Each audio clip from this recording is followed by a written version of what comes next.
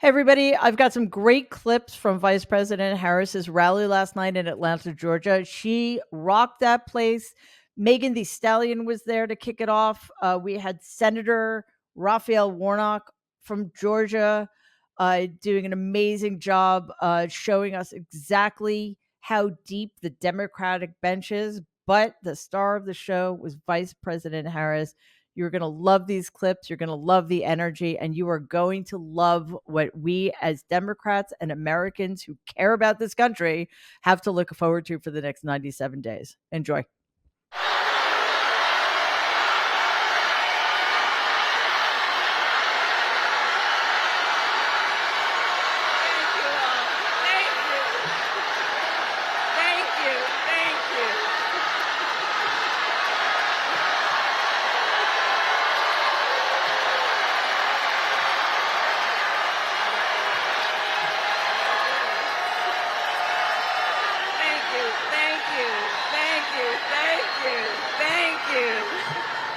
Everyone. Thank you. Thank you.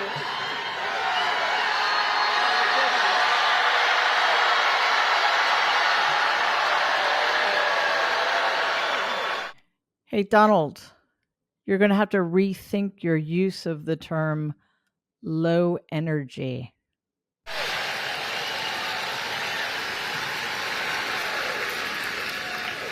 So November 5th is in 98 days.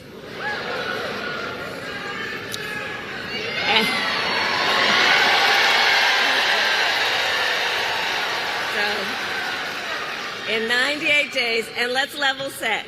Friends, let's level set. We have a fight in front of us. We have a fight in front of us, and we are the underdogs in this race. We are.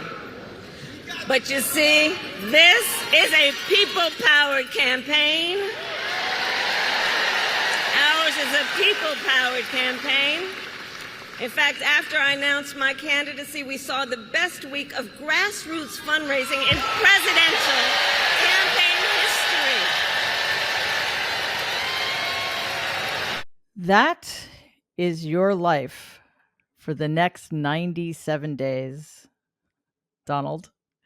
You and your team are going to have to face that. And I think it's really important to point out that the American people are really tired of your negativity, of your apocalyptic visions of a country we actually still love and have hope for. So expect more rallies like that. Expect them to get bigger and louder. And maybe think of it this way. We are in the middle of a revolution, but our side is winning because our side is energized with hope and acceptance for all people. And by the way, don't you find some of their stuff to just be plain weird? Okay, so it's good to see that Vice President Harris is on Team Weird. And, you know, we mean this in a very specific way. This is not warm and fuzzy, creative theater people, Star Trek, Star Wars weird. This is deeply weird. This is the kind of weird you can't fix. This is the kind of weird you do not want to sit next to on the subway. Could you imagine? Just let's do a little thought experiment. Could you imagine being stuck on an elevator with Donald Trump or JD Vance? Especially if there's a couch in there? Holy cow. That would not be fun at all. So that's the kind of weird we're talking about. So go Team Weird. It is a good way to get people to start focusing on all of those things about the Republican ticket that just feels wrong.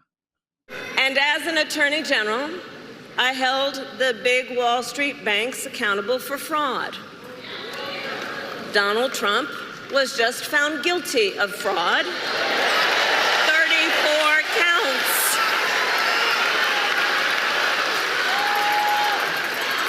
So in this campaign,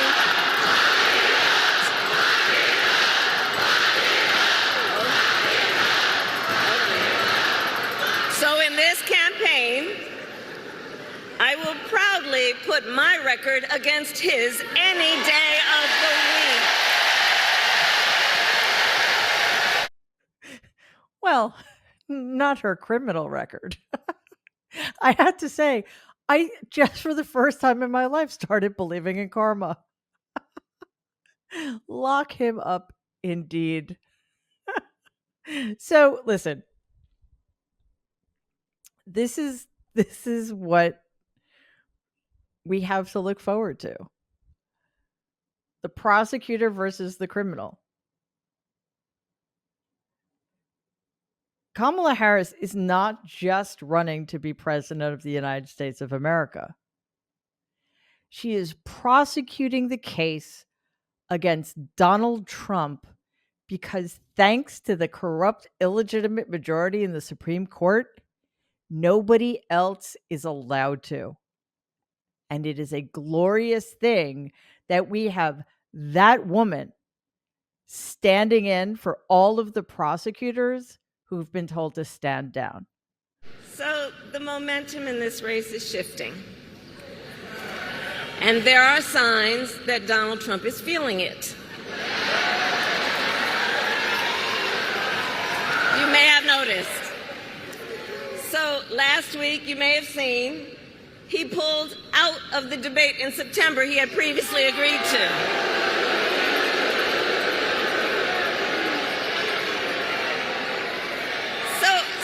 So here's the thing. Here's the funny thing about that. So he won't debate, but he and his running mate sure seem to have a lot to say about me. Well, not to her face. Yeah, I think what Vice President Harris is showing us is that running against a coward is really fun because you just like they will say whatever they want. She can say whatever she wants, with this difference, of course. They're lying and she's telling the truth. They're making shit up and she is telling us exactly who they are, which I personally think is a much stronger position to be in. And what's kind of awesome about this is that the closer we get to the date the debate was scheduled, the more stressed out Donald is going to become, because he's going to make up all sorts of excuses to skip this debate. He already has. I mean, there's at least 5 I can think of off the top of my head. He doesn't think it should be ABC. It should be Fox. He agreed to debate Biden, not Harris. It's all nonsense, of course.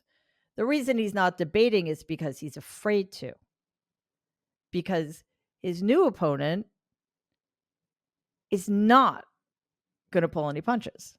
And again, she knows how to prosecute the case against him.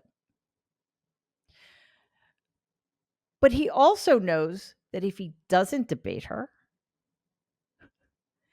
he's going to be accused of being afraid and being a wimp and being, not tough enough to stand up to a woman. So he is between a rock and a hard place. Because he also knows that if he does debate her, she is going to wipe the floor with him. Metaphorically speaking, of course. Well, Donald,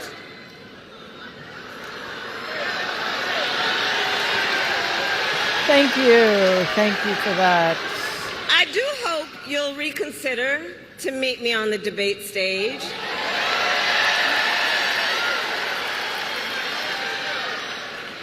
Because as the saying goes, if you've got something to say it to my face. Yeah, I've been hoping for 4 years. 4 years that Donald's opponent would treat him with the respect he deserves, which is to say, with no respect at all. And Donald, if I were ever in a room with you again, I would absolutely say that to your face.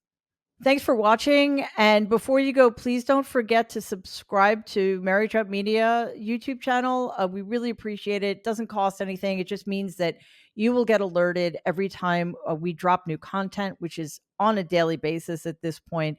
We're really trying to grow ahead of the election, and we appreciate your support. Also, please like and share the videos, especially if you think somebody out there might be interested in what we have to say. And that's it. I'll see you next time.